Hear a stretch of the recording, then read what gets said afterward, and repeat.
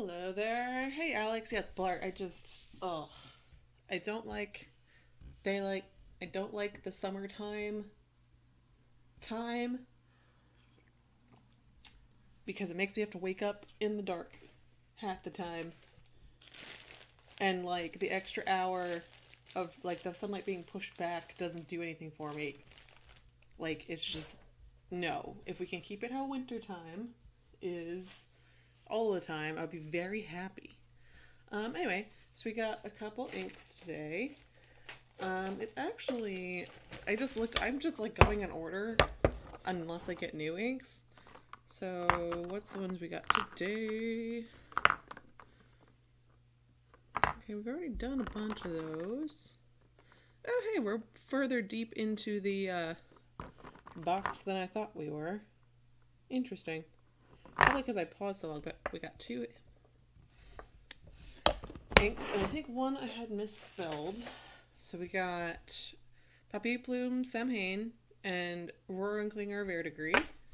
So we're going to do Samhain first. That one I think I had in my grays. I think this was like, from what I googled to see if I got the spelling right, this was a Fountain Pen Day exclusive ink like a couple years ago. Again, not quite sure how I have a sample of it. Yeah, I totally spelled the name wrong in my coloring swap card. Yeah, it's like a purpley gray. It's warm like Kirisami is warm, but it's got more purple to it. It's got more purple to it than you can actually see in the camera's picking up. In real life, you see more purple, and you can see more of the warm undertones of Kirisami.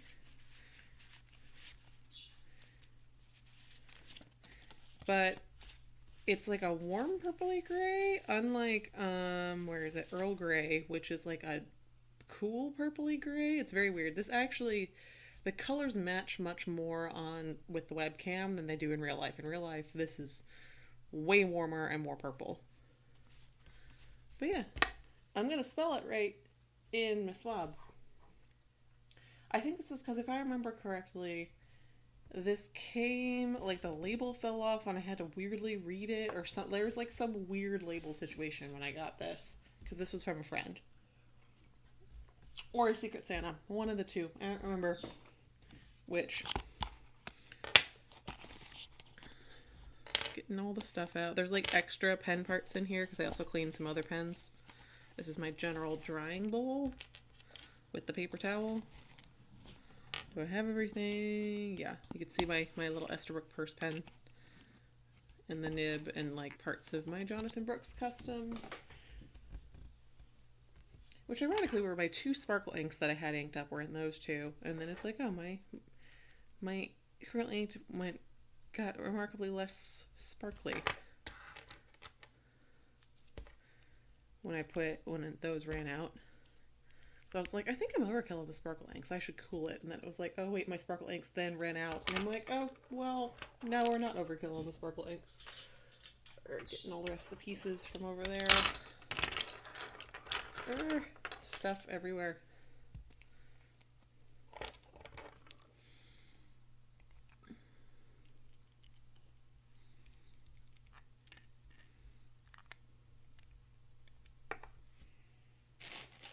I should probably cap this because this one is a limited edition. I feel more protective of it.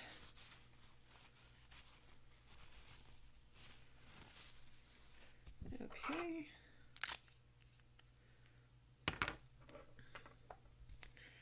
But yeah.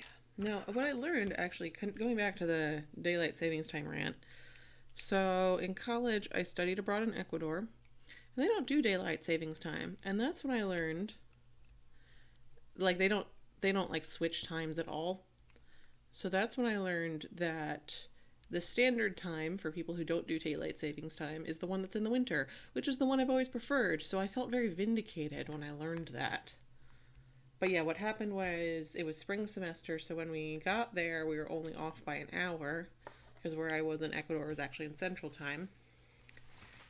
And then when I got back, I was off by 2 hours, and I was like, what is this nonsense? this is silly. And it was just so much better because I didn't have to spring forward.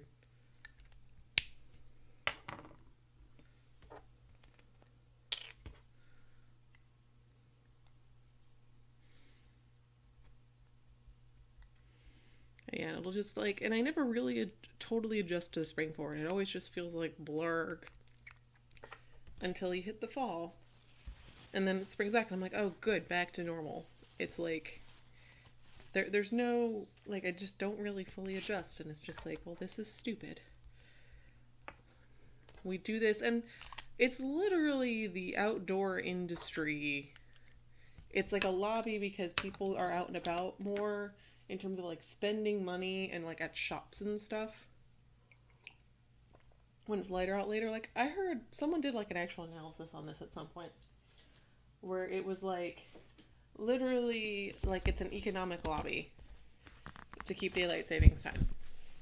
Because people do spend money and everything, more money when it's out, when the sun is out later. This was true. But the lost productivity from when, because people are like, because people have to get up technically earlier, just like counterbalances it.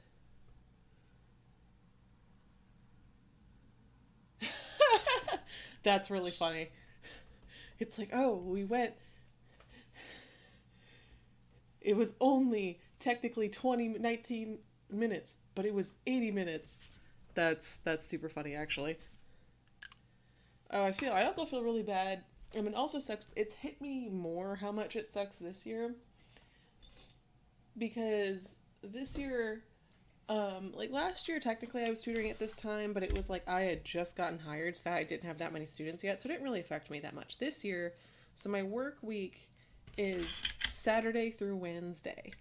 So unlike most people where daylight savings time happens to them like, sorry, sharpening pencil, where daylight savings time happens to them like over a weekend, and so they have a little bit of adjustment time. Like, no. Like, this happened like on the equivalent of like Tuesday night for most people, for me.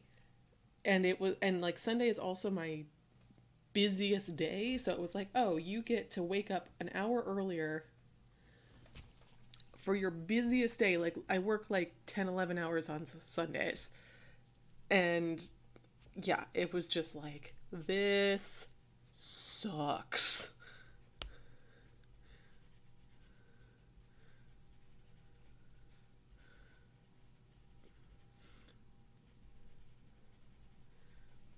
Like it went from being like, oh, this is annoying and terrible to be like, this is the worst.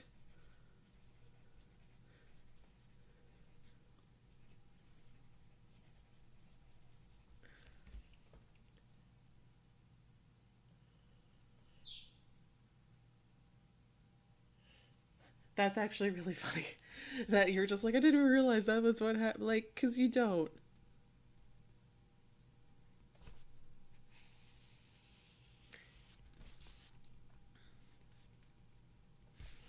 I tell you though, what was the most complicated when it happened? Let me finish counting.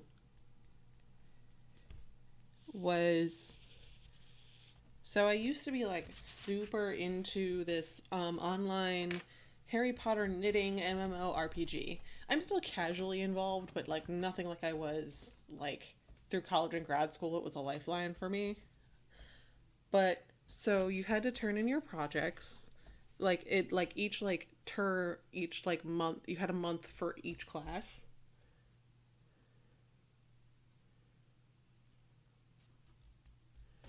Um, so you had a month. There's a month for each class, and so and then you have to turn, like you can start at midnight, and it's midnight Pacific time because the person who founded it was in Pacific time. And then like you had to turn it in by midnight at the end of the month, midnight Pacific time. Well, one time the end of the month was also the spring forward fall back date. So literally, and like I said, the midnights were pegged to the west coast. So what happened was it was like weird time differences. So like Usually that meant on the East Coast you had until 3 a.m. to post these, but not on that day because it was the spring forward time. And it was just like, what is happening? And I think it also happened where the fall back happened on that weekend, which was even worse because it was like, well, what is midnight? Who knows? It was confusing and terrible and oh my god. Like it was like logistically terrible in addition to being like just cranky inducing. I can't even imagine what it's like for people that like work night shifts. Because I have a friend that works, um, that like works from like 3 p.m. to 3 a.m. or something like that. Something like that, where like the, like his shift, like overlaps with this stuff. And it's like, I don't, like, how do you even handle that?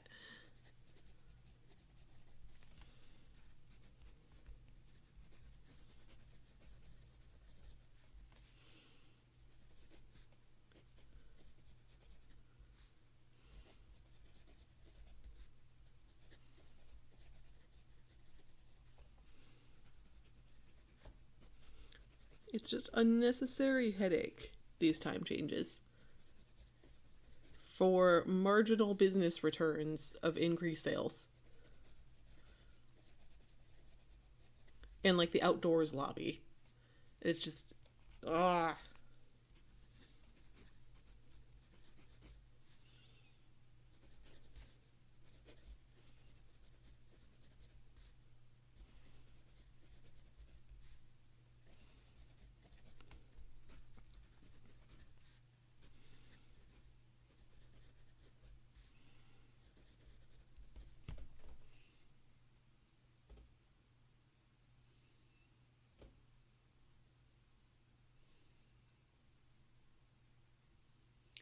Oh god. So they just like,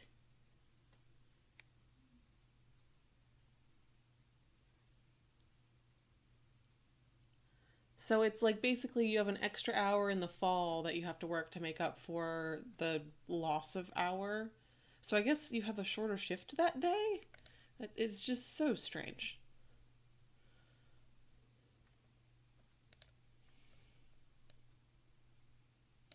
It also pisses me off in general because there's so much of society that is like pegged to assuming you work a 9 to 5 job and like doesn't even consider like all the multitudes of people that are usually service industry people that like don't have those hours.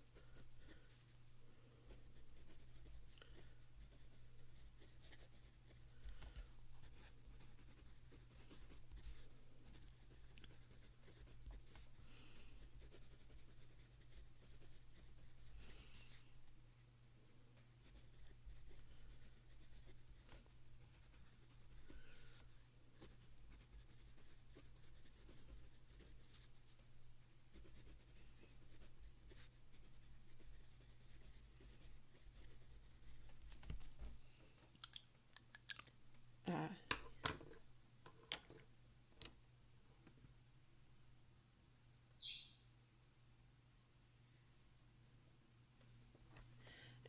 yeah, and it's just, I don't know. I guess I also had this earlier because there was like a seminar I'm looking into doing, maybe Teach for America, because the Georgia state system for alternative certification is just like a technological nightmare. Like literally, like I'm having trouble registering for the counts I need to register for because it just, the technology won't work. But because of that, it was like, oh, the seminars are all like during like weeknight evenings, and I'm like, that is when I work. I cannot make these. Like I work atypical hours. I work around the 9 to 5 job, which is nice for some things, like therapy and doctor's appointment, but is frustrating for other things.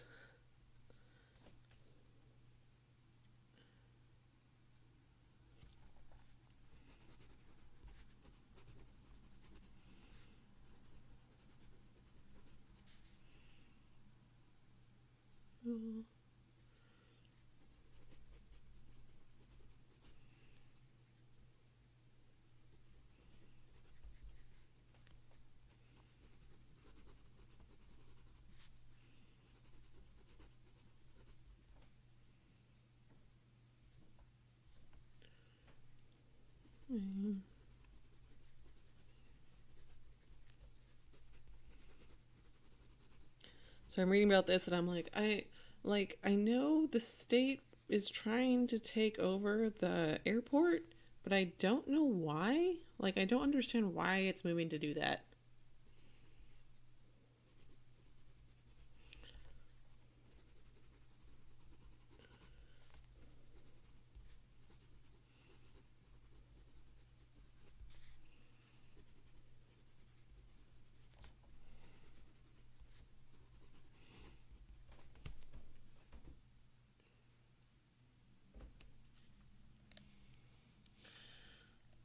Like, and who, like, I don't know who currently runs the airport. Like, is it under city control?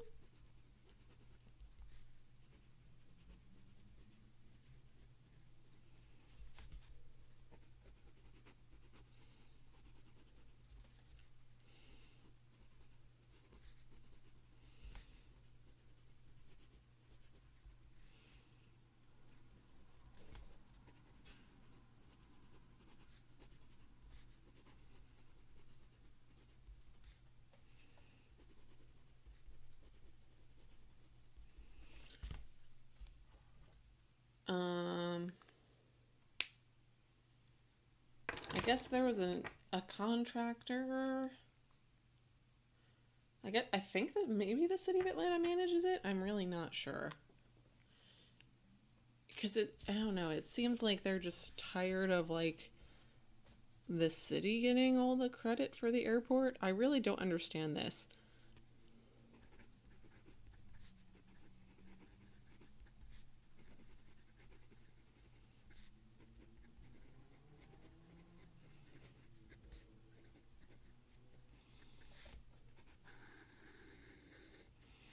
It seems like Republicans in the state, like state house and state senate, want to take over the airport, like give it to state control. And it looks like it's currently under city control. And the city of Atlanta is very democratic.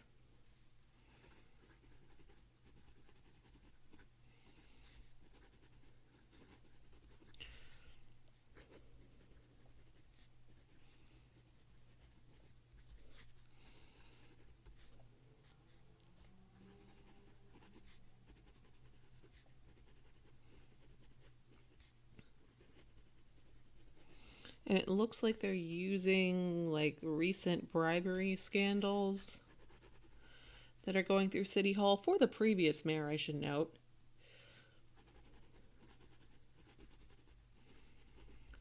As an excuse to take over the airport? Like, give the state control of the airport? But I don't see any reason. Like, are there problems at the airport?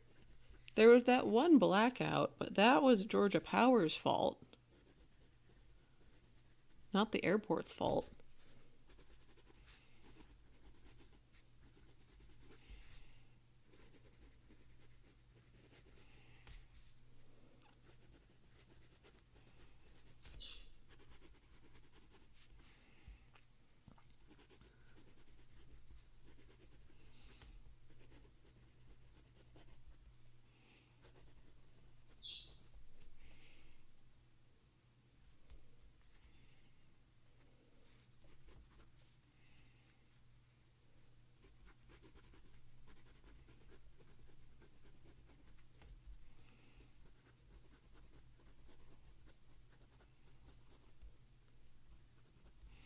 Okay, on the ink, this looks. I really like the like. So, I know when I reviewed Diamine Earl Grey, I didn't like the purpley component to it, but I really like this. It's like basically a darker version of Kirisami, which Kirisami is like my favorite gray. And so I think it's just I like warmer grays. So even and like that like purpley pinkish undertone that's found in both of these I really enjoy, which makes me go, boo, I'm sad I missed this ink. And it's not like it's like, oh, I just didn't know it existed. I mean, I didn't know it existed, but like I was in a position to know it existed. Like I was like tapped into the fountain pen internet when this was a thing. I don't know. But I'm enjoying writing with it in all pens. It's almost like weird to do it in the wet pen because it's so much darker. I actually prefer it in the lighter colors. You can see more of the purple that way. This just looks more dark gray. Where's my other stuff? There we are. The Kikuyo.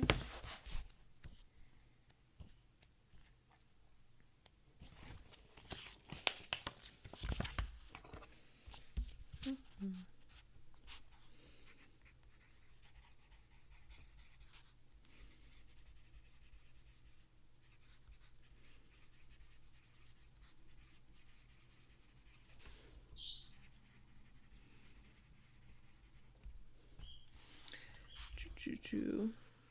And you might hear Aqua in the background because she is in her cage.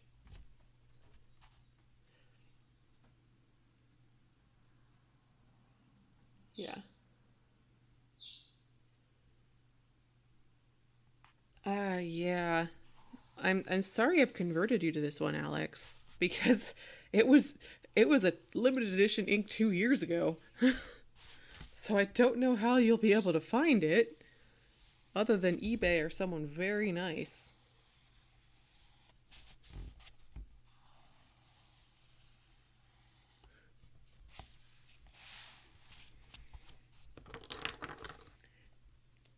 Like I said, I'm not doing I'm doing these ink reviews as a general public service, but I'm also doing it to use the stuff I got. So I got a pile of limited edition or hard to find inks that I'm samples of that I'm sorry to do this to you, but part of the motivating factor for these reviews isn't to get you to buy stuff, it's get me to use my shit, and this is the stuff I have. So sorry.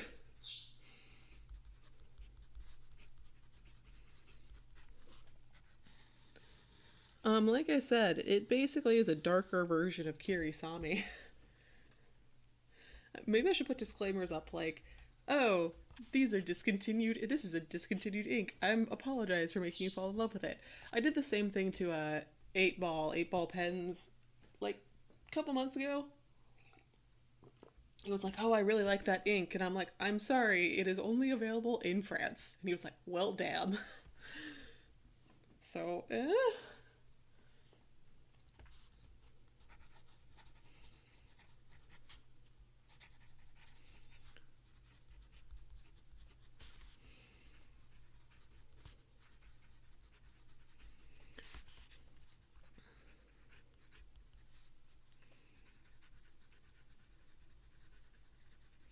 And I don't really have anything.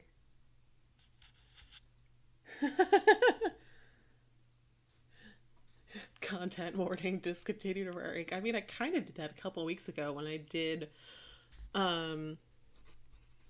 Chesterfield Rose, which has long since been discontinued, and a Sailor Marzen in the same week. And I was like, well, I apologize, guys.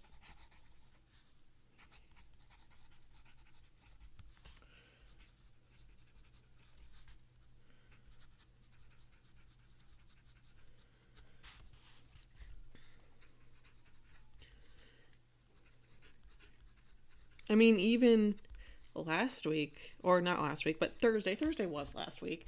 Last time when I did the Piff ink, I was like, well, don't know where you're gonna get it. I mean, that was before you said, oh, you have some extra stock. Because this was from a Kickstarter over a year ago.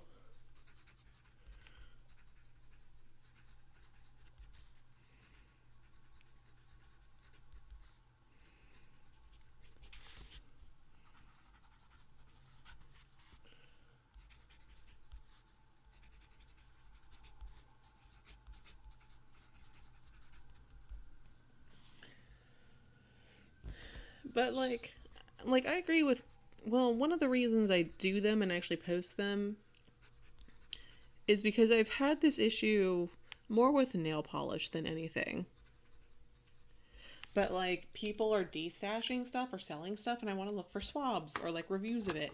And if it's a discontinued or limited edition ink, half the time, or nail polish, it's well, I can't find a product page for it because it's gone.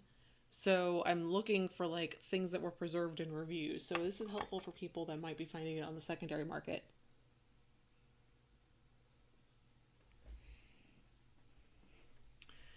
Yeah, I knew that it.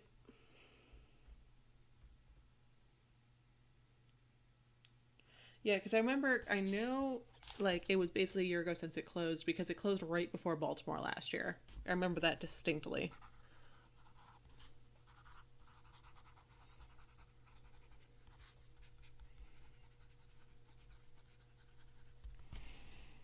This looks like I had some. The last ink I reviewed was Athena Eternal Blue, and it looks like there's still some in the cap.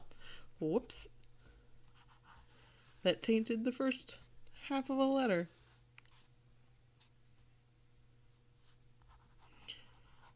Okay, yeah. So the city is the one who currently runs the airport.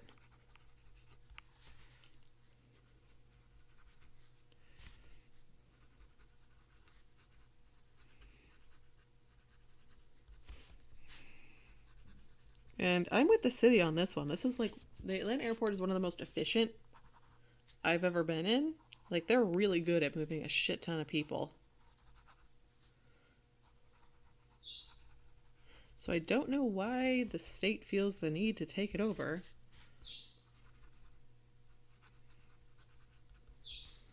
Because it's not broke.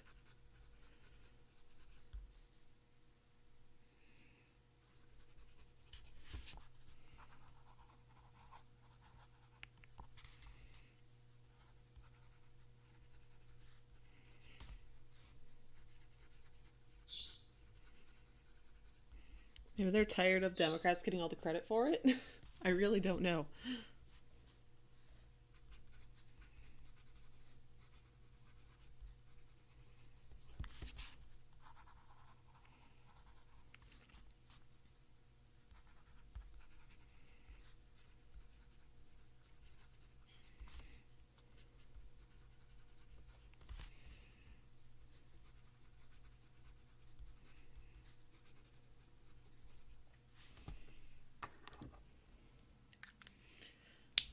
So, Alex, I'm guessing with the PIF stuff, the only people left are like, because you're 99% are like the people who like never filled out surveys or stuff like that. So you're like tracking them down.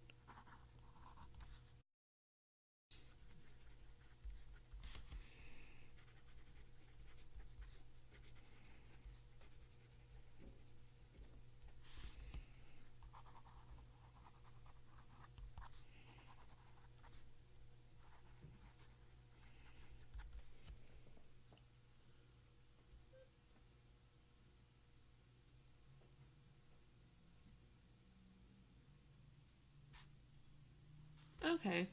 So yeah, so literally two people. That's fine. And it's people where it's like, we're trying to get you your stuff.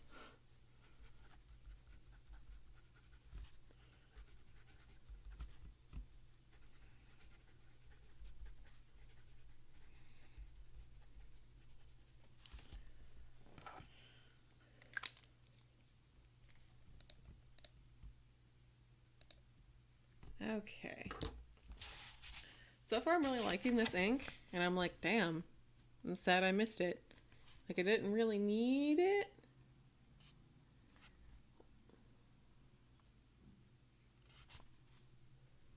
Uh, I'm just, if it reset, that means I'm gonna have to, like, I don't, it's been ages since I've been able to just straight up export the Twitch stream to YouTube.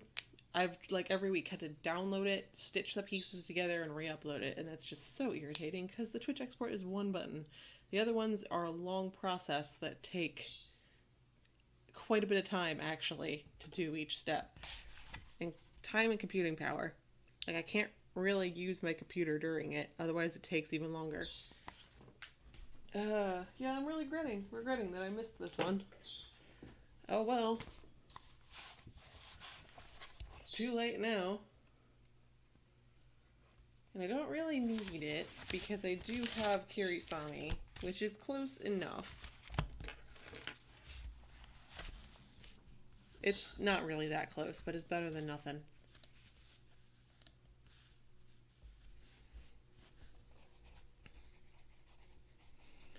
Like, I really don't have anything close to this shade in my of my inks. This is pretty unique. I want to say there's like one of the Sailor Studio ones is close though. I don't have any of those. But you need to talk to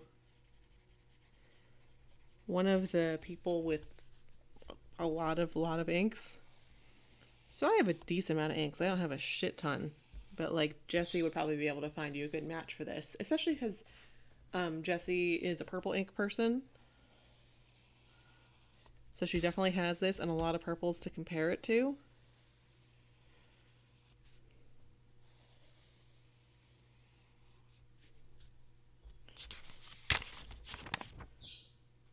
Huh. Looks like some of the graphite imprinted on this side of this shitty Staples paper.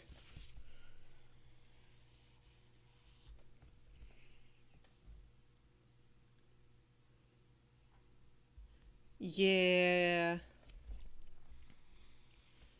When you were perusing her collection, Rebel, did you find something that was similar to this? Or did this stand out as unique, which is why you wanted it?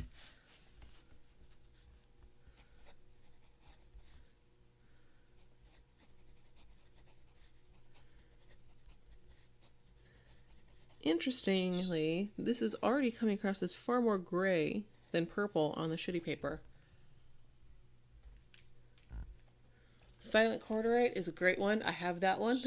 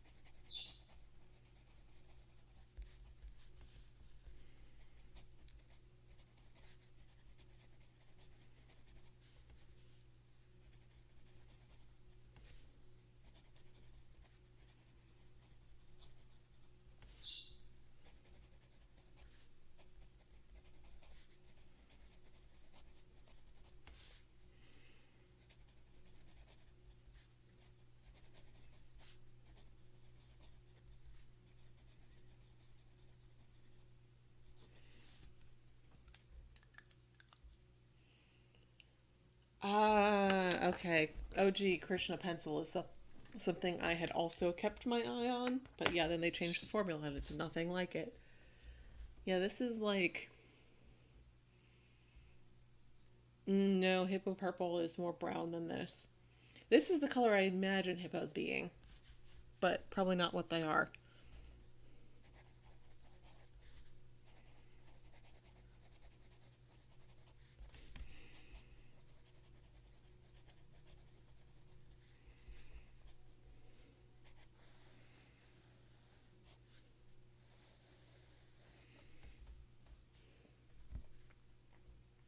Sponsor. Bert Jones is the bill sponsor.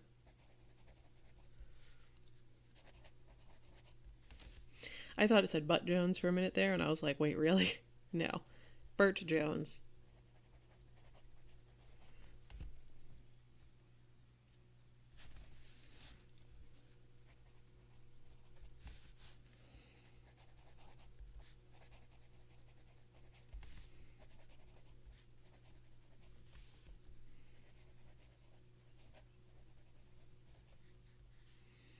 Okay.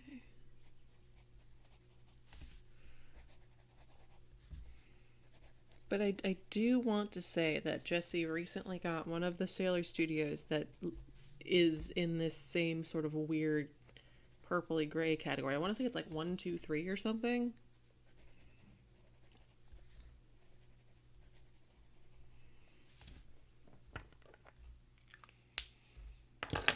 But we need to petition people to make an ink like this and keep it as an actual, like, keep it. Don't change the formula.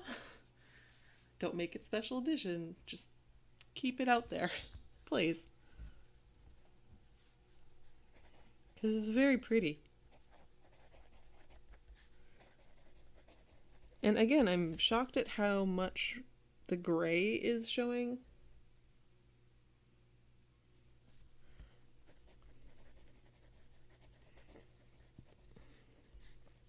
In the cheap paper versus the other papers. It's like the cheap paper sucks out the purple undertones. Choo Choo. I am struggling to bring that up to head. Like, I know I've seen it. I'll have to look that up after I'm done writing this.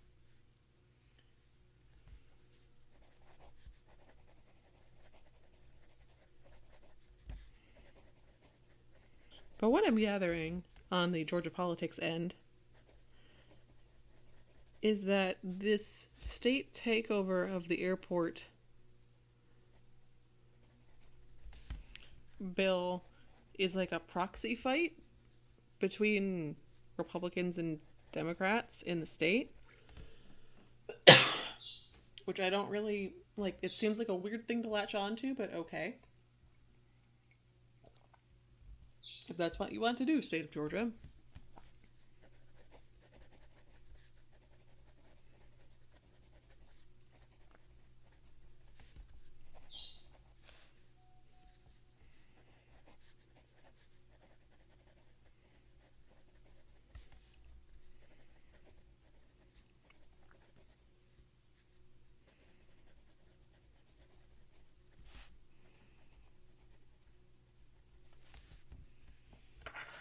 So let's see what this looks like on the back.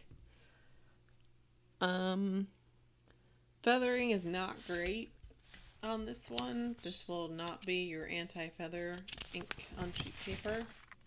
That is 2 sheets of paper, not 1 sheet of paper.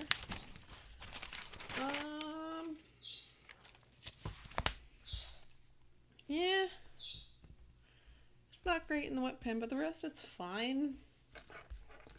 I don't know, like, clearly this paper sucks a bit of the joy out of this ink, so I wouldn't use it on cheap paper for that reason, more so than, like, performance reasons.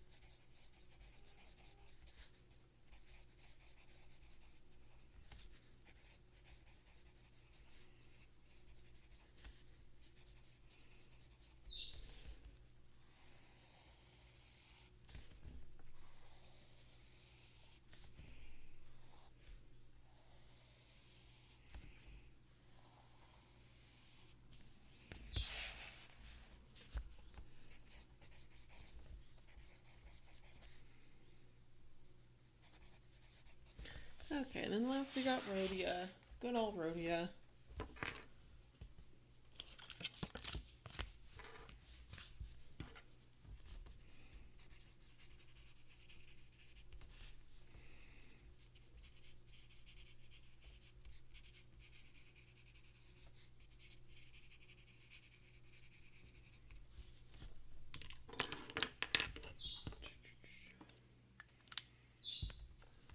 Okay. Yeah, it just looks so much like a lot of these inks with interesting characteristics or shading. Not even sheen, because sheen doesn't show up on all papers. Like, they become very flat on the cheap paper, where it's just like everything that made them interesting and special and basically why you bought it go away. So even if they have good performance, I'm just like, I don't recommend doing it because they just don't, they're not the same.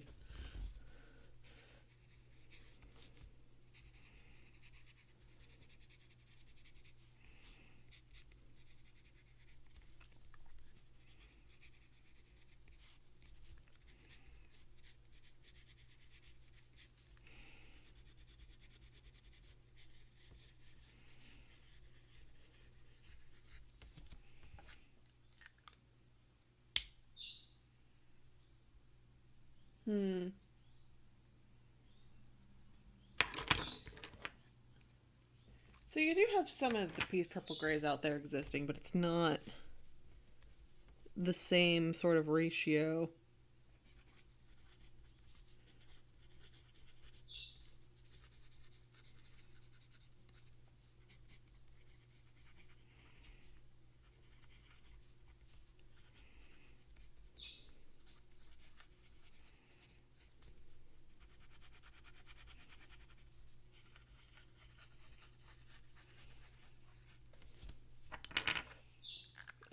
Okay, so what we're gonna do now is, because I am very curious, is I'm gonna throw this over to the side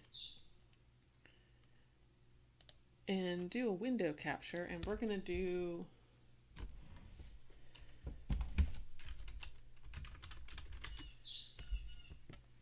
okay, I was gonna say I don't remember what which one it was, so I was like, I don't know.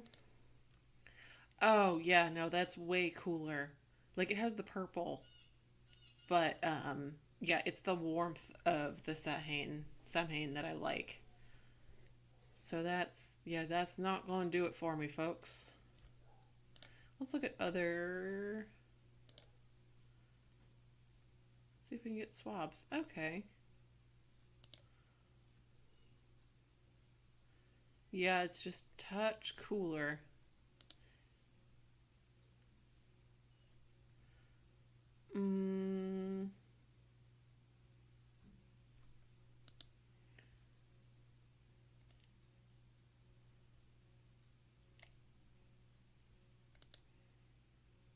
Yeah. And I want to look at what the Three Oysters Purple Gray is like.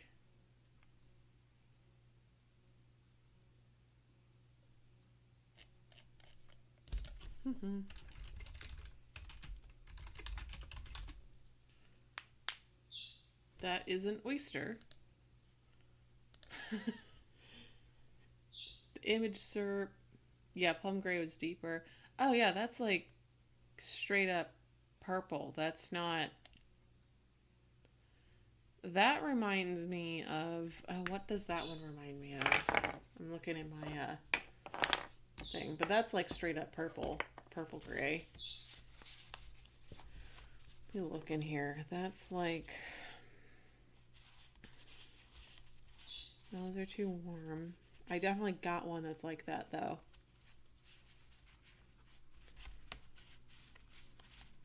No, other way.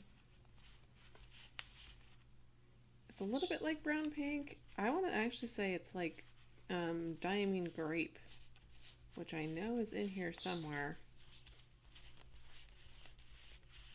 That's what purple gray reminds me of.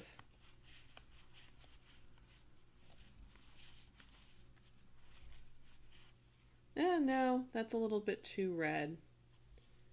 But I've definitely used one, or maybe I guess a little bit Noodler's Violet. But Noodler's Violet is a touch warmer still. I don't like cool purples. Diamond Grape is very similar to Poissrière de Lune. So let's see, but let's do my purples with the Samhain.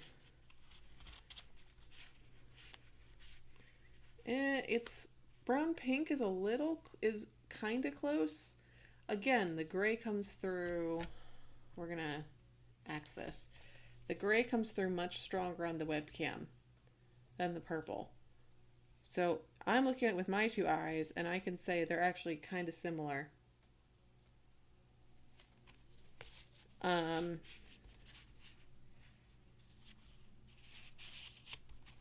Like, this is actually bringing out the purple in it a lot. But hey, Godappy, you're back. We're trying to find dupes for Papier, Plume, Samhain, which I spelled wrong, but on my swab. But yeah, this is a unique color that was unfortunately a 2017 exclusive ink for Fountain Pen Day. So it's a 2 years old limited edition. And it's like, well, okay then. I have a sample of it, and I honestly didn't realize it was limited when I had my sample. Otherwise, I would have been more on the lookout. But yeah, now I'm using it. I'm like, oh, I love it. Oh no, this was 2 years ago. I should have gotten this ink. Whoops, it is long gone now. I actually am just done reviewing it. I'm actually going to clean pen soon after we did that searching for dupes. It's a hard one to find dupes for. Yeah, so Papier, Plume, Samhain. It's much more purple in real life.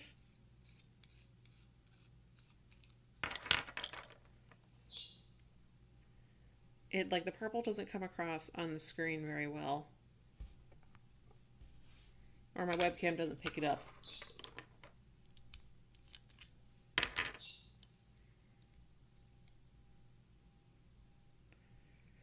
Which is unfortunate because it's very pretty. I'm hoping it scans better. Some of the inks that the webcam doesn't pick up well, they scan fine, and some of them they don't. Like Pen Sajiki Sayuri, that just neither the webcam nor the scans do that ink justice. It's just so eye-seary. You have to see it in person. But I'm actually gonna go clean the pens so I can do the next one, and I'll be back in like 10 minutes or so. So sit tight. Like, go get a drink or go to the bathroom or something if you need to do that. Wrong one. Nope.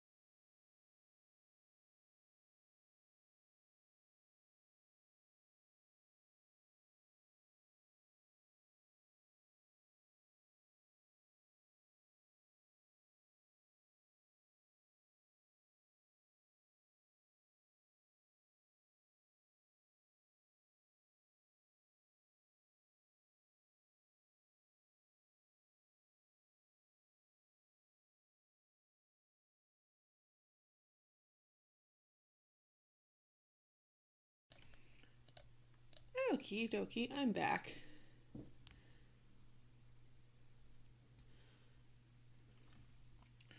It's an Ackerman Vorhoot Violet, so I'm gonna bring that up real quick. Let's see.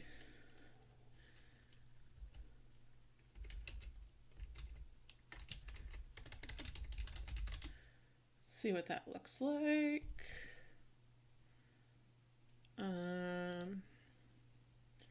Let's do Anna's scribbles.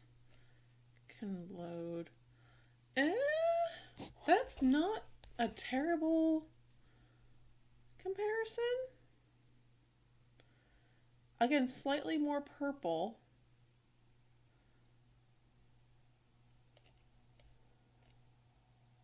But Vorhoot Violet's actually a lot closer than the other ones. Adding that to my list of things, ink samples I should get something of.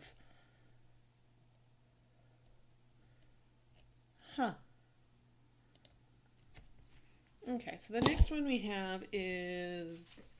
Oh, that's going to be in the other sink. Ink sink. I cannot speak right now. Ink sample book. One is actually... So last time we did Athena Eternal Blue, so now we're doing Verdigris. Which is very close. I swear I didn't do this on purpose. I'm literally just going in the order things are in my box for the most part. Other than like, if I get new inks, I prioritize them. So I do the inks as they come in. But other than that, I move like through my backlog of ink samples. I think that's an emoji. But it's coming up as a box on the chat screen. Let's go over. I'm going to move over to Twitch real quick to see if I can get what the actual emoji is. No, it's just a box. It's a box on Twitch too. Whoops. The emoji did not go through unless you meant to send through a box.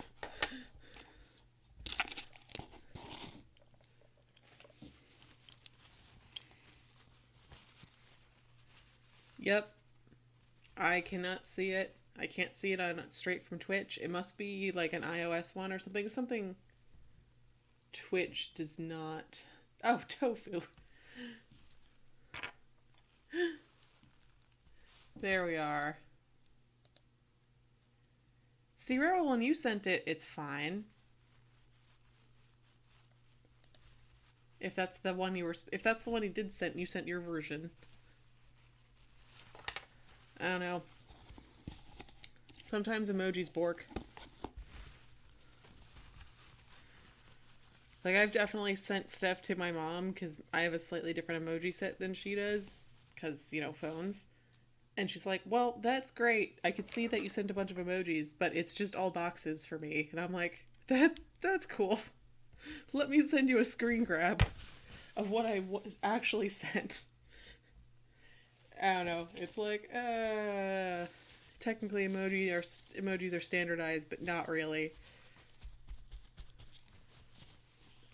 Okay, so let's put my little bowl thing up there. So this is going to be fun because this is a Goulet one. And I never cared before, like doing ink reviews, that the Goulet samples were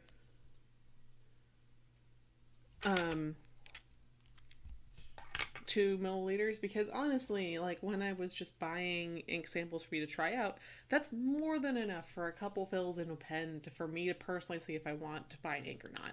If I'm filling 3 pens at once with it to do these ink reviews, it gets a little tight, just in terms of like filling.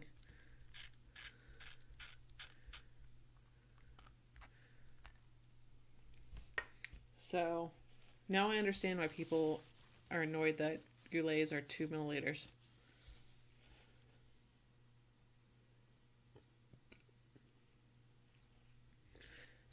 Well, didn't we have to like add a custom hippo emoji to the Pen Addict Slack for Crystal?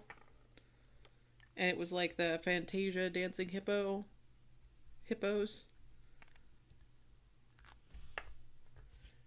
Which I can only associate with the second movement of Dance of the Hours.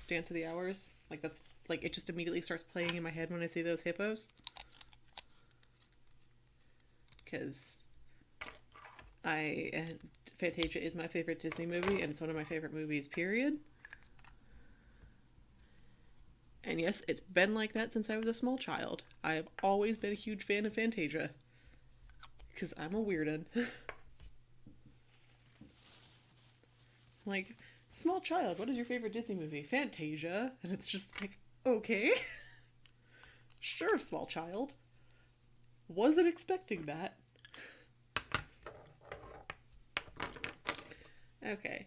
This was like a full Goulet ink sample, so this actually wasn't terrible to fill, but any of the Goulet ink samples that I've done, like one or two, like one fill before doing the review, it gets dicey. I can do it, but it takes a little bit of effort. Okay. Oh no! Sorry, paper's falling down.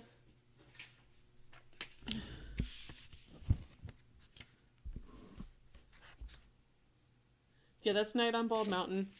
That's the one at the end. And then it transitions very nicely into Ave Maria. Which, that is not my favorite Ave Maria version. Because you can actually barely hear the actual words. The singing, it's like more orchestral. Which is the point of Fantasia. But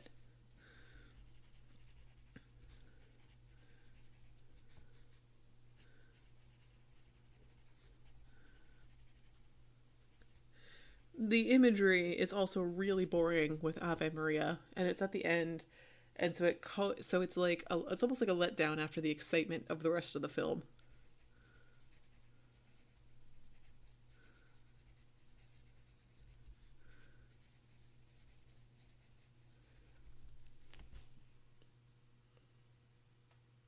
The dinosaur song is Rite of Spring, but it's actually weird because the movements are out of order from the original. Oh, go have fun at work, I guess. But sorry, I have to count. But yeah, the Rite of Spring and Fantasia, the movements are not in like the actual order they are like in pretty much any like orchestral performance. Like they rearranged them to suit this dinosaur story.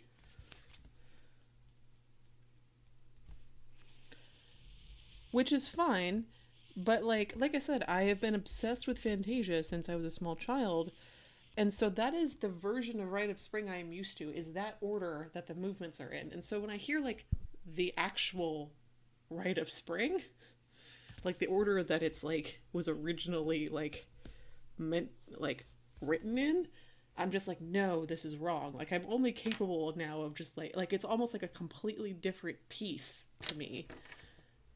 It's not what I know.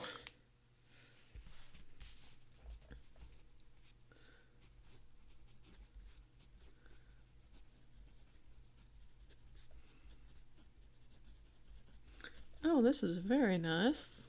Very nice indeed. Nice, lovely flow. Not quite as good as the Athena Eternal Blue was. Like, that was, like, luscious. But, like, in terms of an ink color that works well, that has, that matches Athena Eternal Blue, that isn't a pain in the ass to find, so far this is, from one line, it seems to be a good contender. So I'm looking to see like where I left off in my copying the article about the airport thing. Democrats opposing the airport measure. That's where it was. We were.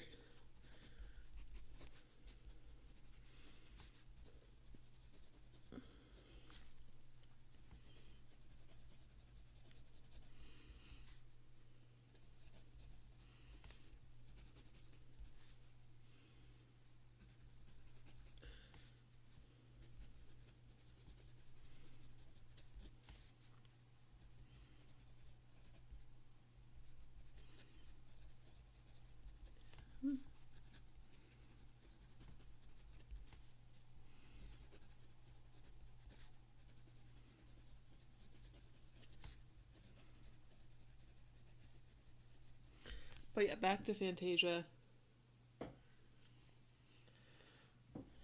Oh yeah, Roaring Klingon. I like the Like, it took me a while for me to, like, get the name right. So instead of writing Klingon, like, now that I've got it down, I, like, actually pronounce it. So Rohrer and Klingner, the extra N, just like, I'm like, Klingner.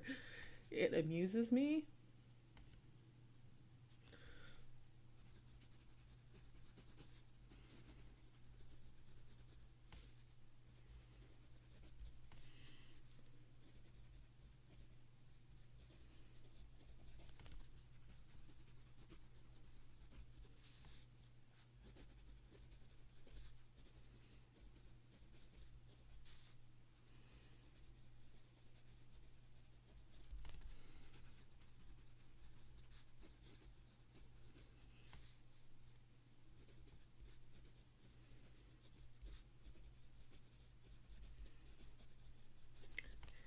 Wow. I'm just copying now this quote from the mayor of Atlanta, and she's, like, clearly pissed that the Republicans are trying to take over the airport or have the state take over the airport. They're like, this is a sweeping power grab to take what they did not build. And I'm like, oh, damn. Airport fight. Actually, never seen MASH. MASH was before my time.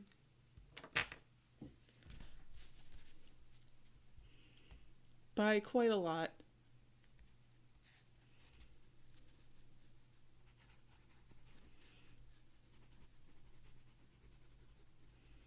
But yeah, I'm just like steering the conversation back to Fantasia because, like I said, I love that movie. My favorite by far was always the Nutcracker Suite. The animation in that was just like, it was like, I was always fascinated because it was just the prettiest.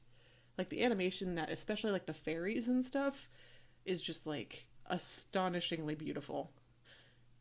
And apparently it's like an old, like very niche animation technique that was only executed in like that in Fantasia and a couple other movies. Because Disney in the 40s did some wild things.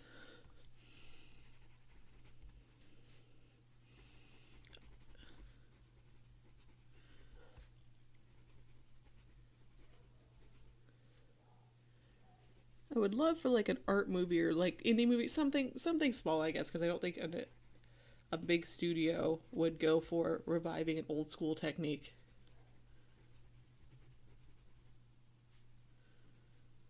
But just like bring it back because it's so pretty.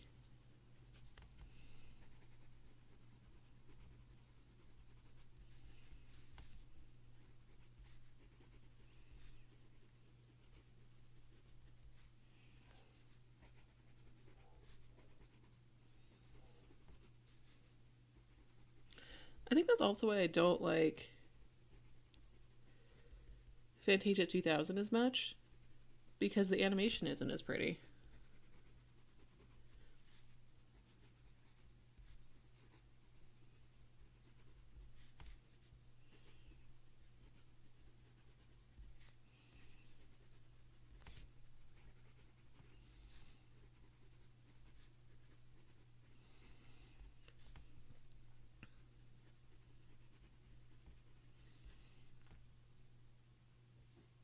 The flowers were always highly amusing. The mushrooms were my absolute favorite as a kid in Fantasia because the mushrooms little bit was, I found hilarious.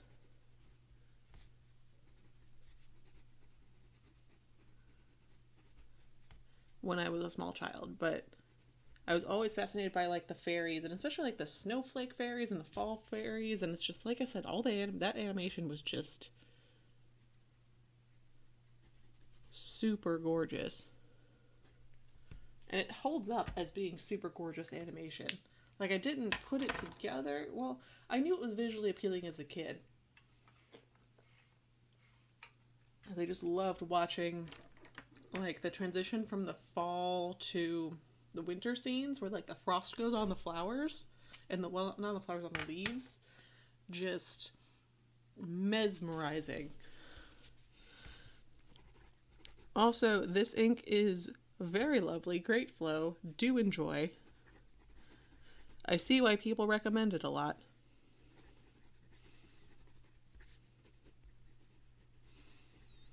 I want to say this is one of Ion Somnia's favorite inks. I could be wrong about that. It could be another R&K.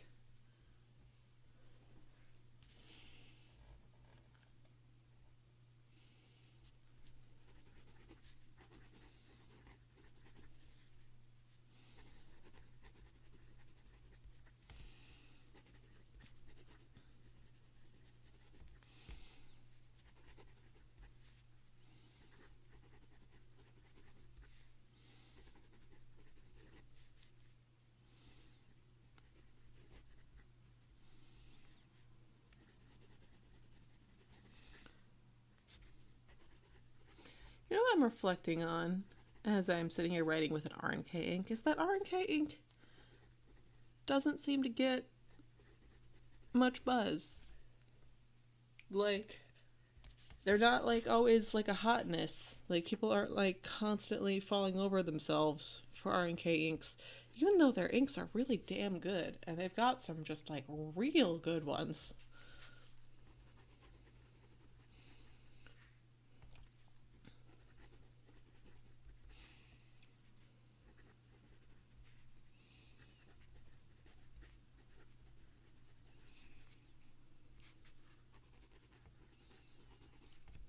It's kind of like Waterman, where Waterman inks are all great, but they've only recently gotten pimped out as like people realized, oh wait, these are great inks.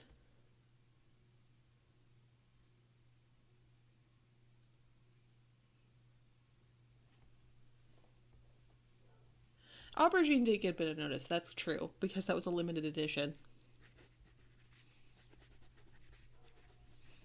But in terms of like their standard line of inks, like they're all real good.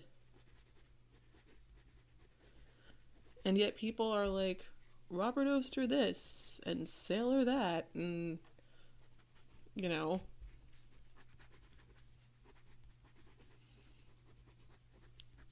Or even like Diamine this. And I'm like, you know what,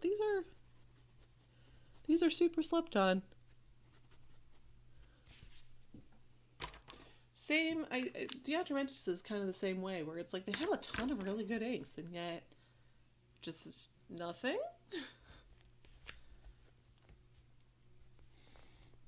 Yeah, really liking this ink. Let me actually, since I just did, it's like 2 pages ago that I did the Athena Eternal Blue, look at it in writing. Okay, this is definitely more green than Eternal Blue. Blue is distinctly blue, yet this is a distinctly like teal color, like turquoise. Not turquoise, the stone. Like teal. Like I guess this would be like, this is more distinctly teal, and this is more like blue that's a little bit green. That's true. R&K is a lot of the European brands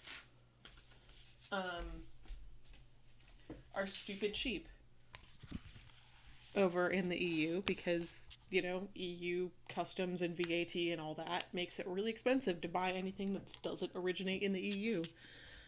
So they're big on Diamine, R&K.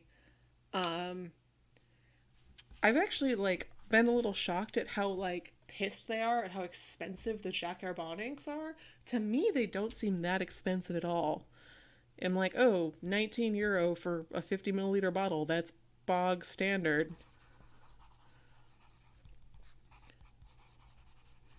Because I guess, because other than Noodlers, we don't make a whole lot of ink here in the US. I mean, Noodler and Noodlers, we have Organic Studios and Papier, Plume, but they don't have the scale. Like, I don't know, it's just like a different ink market here. I just like completely forgot to write the name of the paper. But it just is like, yeah, like we just don't get them for nearly as like inks. Like they can get Diamine bottles for like a couple bucks, and Gerbon for a couple bucks. It's just like nothing. Like I guess if you scaled down, it's probably the same price per milliliter that Noodlers is here in the US. But you can only get Noodlers in large bottles, not small bottles. But like, I'm just like, you're so pissed that it's expensive, but it's just like, the ink market's just totally different over there. Because I'm like, that fit, like €19 fits right in with Robert Oster, with Pilot, with like, hell, it's only a couple bucks more expensive than Noodlers. Um, Fits in with Aurora, Pen BBS, Sailor, KWZ, like all these like inks. Very standard. It's right middle of the road, like average pricing for me. Yet for them, they're like, it's so expensive. I'm like, okay, okay, calm down.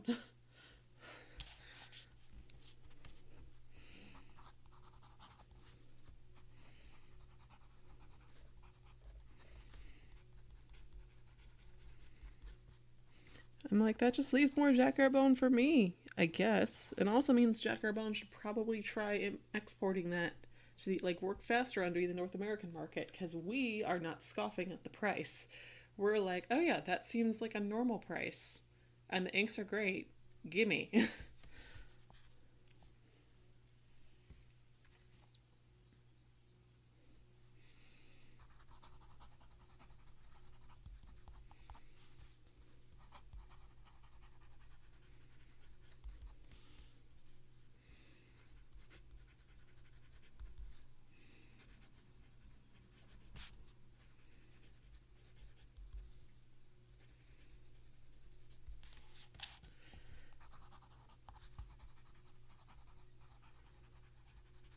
So far, I'm a good chunk of way into this article, and I still don't know why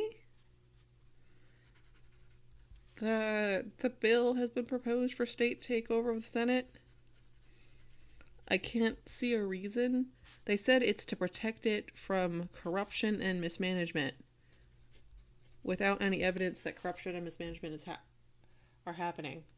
Okay, see you, Alex. Have fun with the rest of your Monday, rest of your week.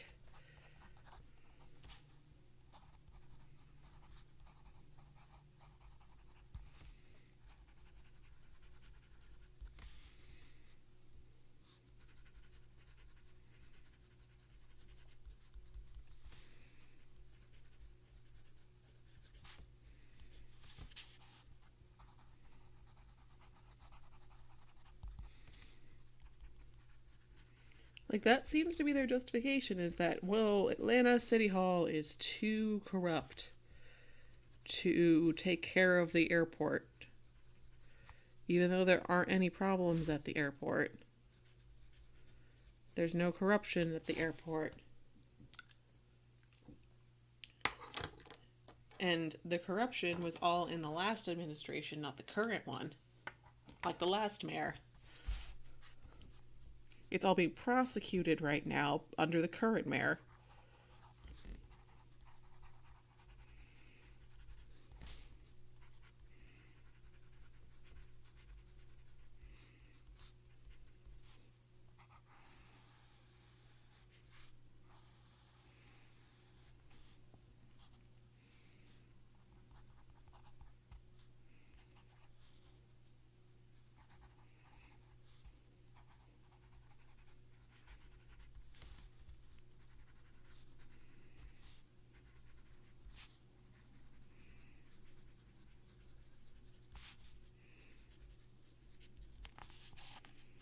Yep, I will see you on Slack, Alex. And good luck with trying to figure out the future of Piff, even though I think you're gone. Because that's been a whole mess.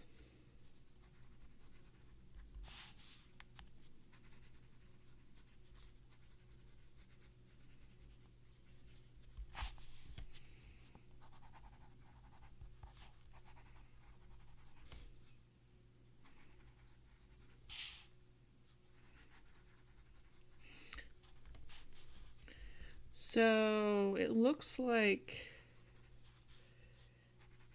the person sponsoring the state takeover the airport bill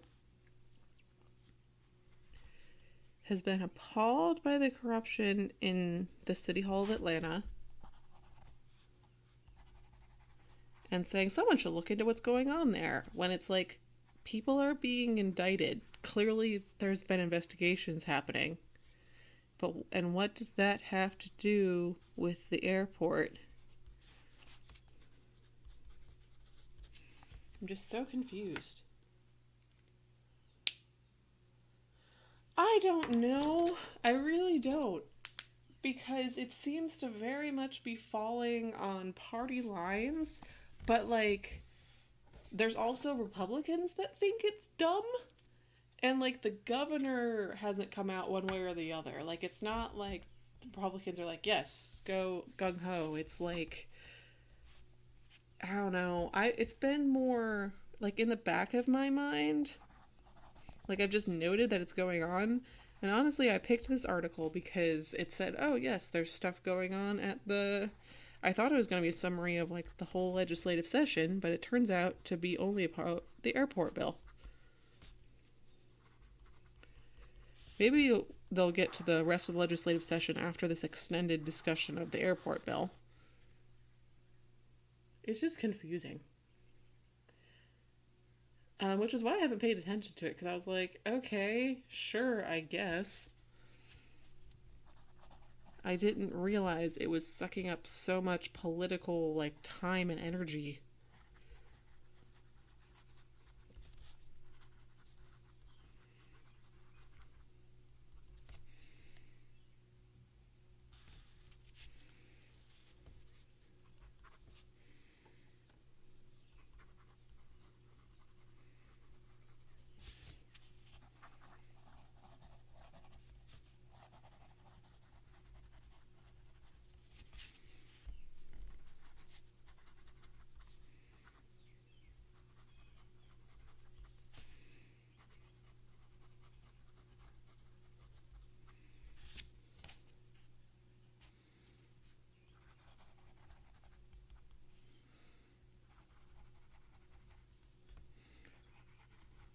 And there's someone on the transportation committee saying that the corruption in City Hall is hurting the image of the airport and the city.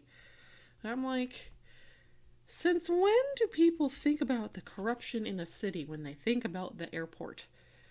Just in general. Even though, like, even if the city does run the airport, unless the corruption directly has to do with the airport, I doubt anyone connects. Like, is first thinking of the airport when they look at corruption in City Hall. I'm just like, why? And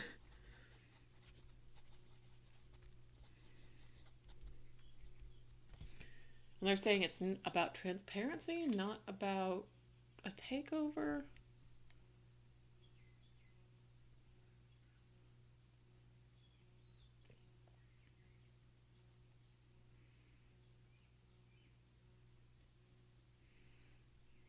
It's just weird. Like I said, weird. Ooh. You got some really nice shading in this in the wet ink, but it's also got some feathering on Kikuyo. Which normally Kikuyo is real good. It's a good paper. So that's a little bit concerning.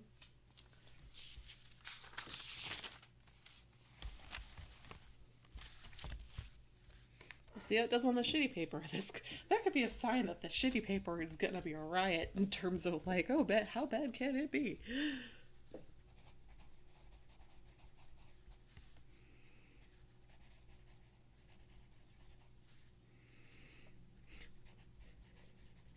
I think what also amuses me about the name for Rohrer and Klingner is just there's so many doubles. It's like double R, double N. There's an H randomly in there. Sure, German stuff. German, Austrian? I don't remember. I think Rohrer and Klingner is German.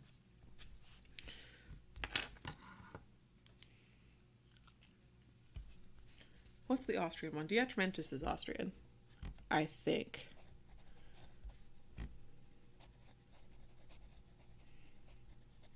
I was actually shocked the other day that people were just learning that, oh, Diatramentus is made by the Austrian equivalent of Noodlers. I'm like, I knew that it was just a dude making Diatramentus. Like, I remembered that distinctly. I learned that at some point. I'm like, cool. Where was I?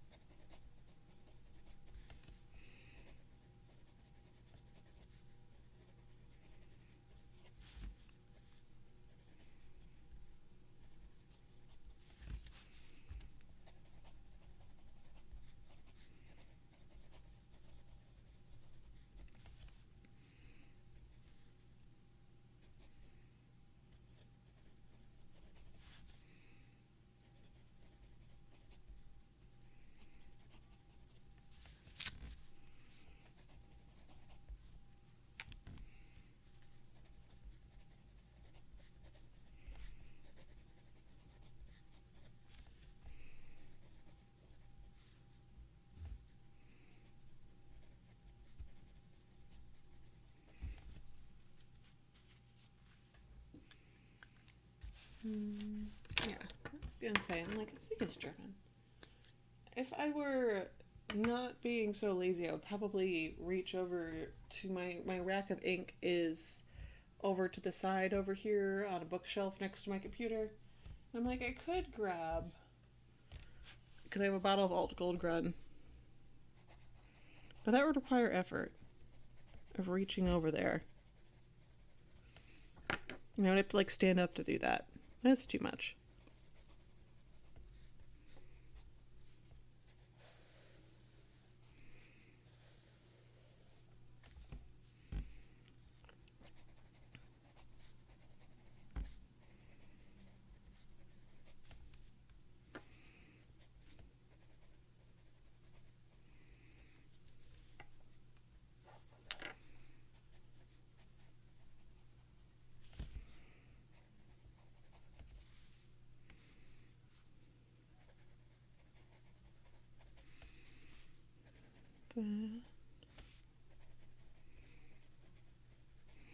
Meanwhile, the Democrats are like, there's no legal right to take over the airport. It's a very strange.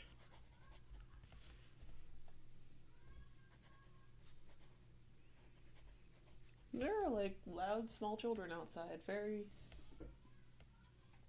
I am not used to there being loud small children outside. I don't mind it. It's just not what I'm used to. To take. There are not normally loud small children outside.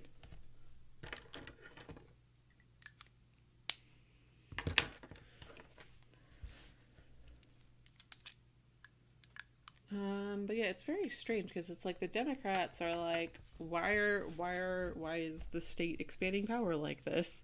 And the Republicans are like, yes, we want the state to extend power. It's very opposite of the normal stances.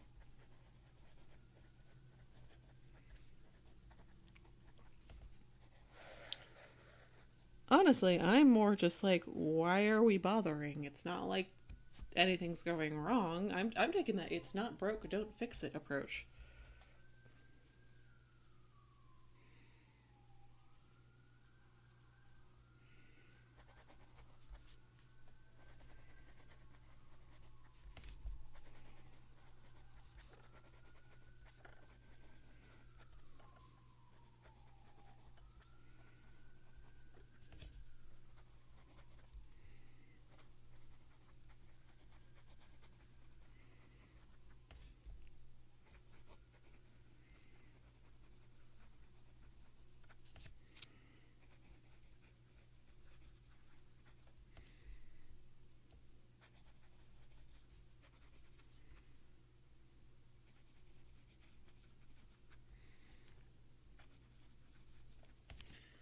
Okay.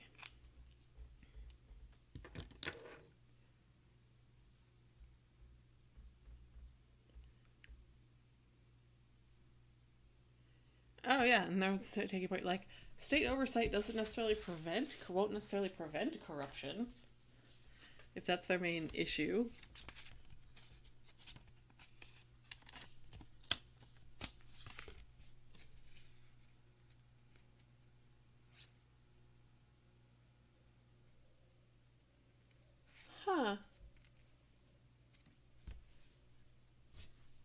maybe that dude is just Austrian, but he lives in Germany, the Diatramentus dude. I could have sworn he was Austrian.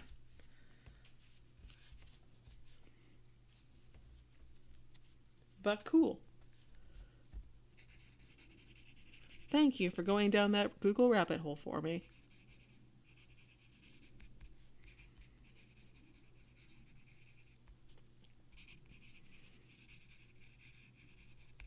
I keep wanting to spell Verdigris, Verde, as like D-E-Gris, because that's how that pronunciation is spelled in French, but it's very different.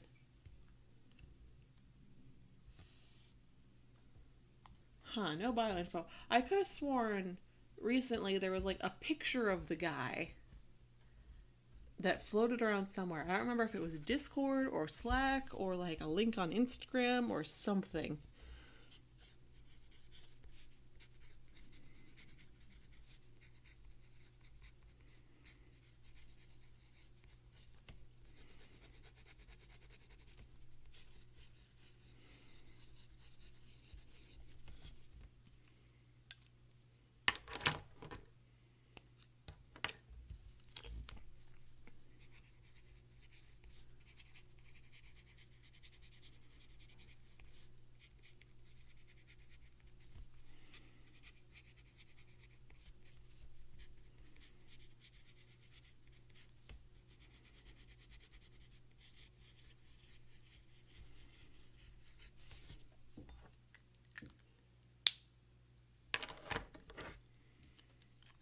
Yeah, because I know for a fact that the Diatramentus is just like one dude making fun inks, which is why there are so many of them, and it's like why they're scented ones, because he's like, sure, I want to make scented inks, because why not?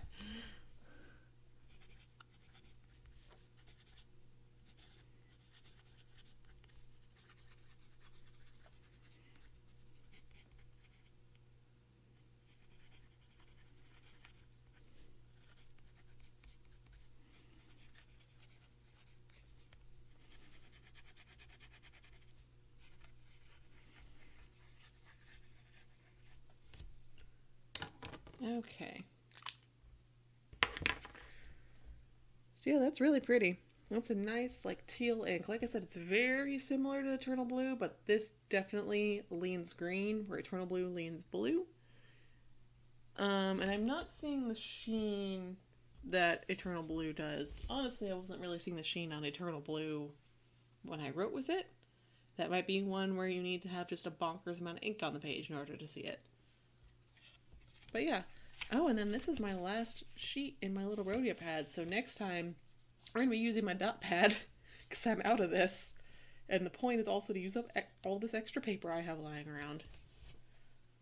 So cool. Now we're going to empty this, and then I'm going to go in the stream and go rinse pens after I do that. But we can empty this first. To give you a preview of what next week is going to be more discontinued inks. Oh, of course it is. I wrote down a list, I made a list of the stuff that's in my boxes. Next week is Lamy Petrol, because of course. And then Ackerman Dutch Masters number 12. Which that one is technically limited, but they made so much of it. It's readily available. Oh, and then after that, that's out. There's still a couple more limiteds in this list. There's 2 more, but after that, it's mainly actually readily available inks. So yeah, we've just been on a limited ink sort of tear here, where it's just like, here's all these inks that you cannot have. Congratulations. It's not even like when I was doing all the Jacques Arbon inks, because those, well, hard to get, you could get, and are very easy to get if you're in the EU. But all these have just been like, nope, discontinued, limited edition. Okay. Yeah. So, yeah, I'm gonna go clean these. Thank you for joining me. And I will see you next week, hopefully on Monday.